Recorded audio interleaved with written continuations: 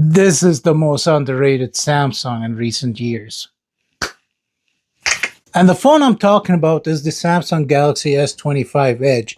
Now granted, when it was first released, I was against buying that phone whatsoever. It was only a couple of $100 away from an S25 Ultra, which did not justify its price tag at the time. However, if you look online, this is one of the most discounted phones out of the entire Samsung catalog. Just like right now, you can get it for less than 1,000 Canadian dollars, which is the equivalent of about 700 US dollars. And for a phone with these specs, 700 US dollars is not a bad deal. And I know it's a nerfed S25 Ultra, but the discounted prices makes it a pretty decent deal. And with that price, you get the Snapdragon 8 Elite, which is the same processor found on the S25 Ultra. And you also get the same 200 megapixel camera found on the S25 Ultra. Yes, the ultra-wide camera is also nerfed on it, and the telephoto lens is not even there, so pretty much there is no zoom camera. But if that's not an issue with you,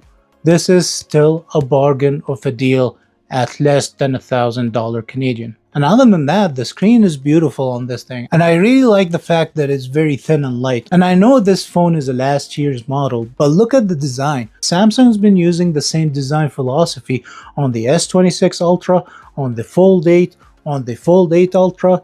So the design doesn't make it feel like it's an older device. And with Samsung promising 7 years of OS updates, as well as 7 years of security updates, this phone won't be old until you get to the year 2032. Especially that it has the same processor and the same RAM as the S25 Ultra. In other words, this phone won't get slow as the time progresses. But again, if the telephoto lens is not a big deal for you, as well as the smallish battery, this phone is a good deal at the discounted price. And here you go, S25 Edge, most underrated Galaxy device of the past 2 years.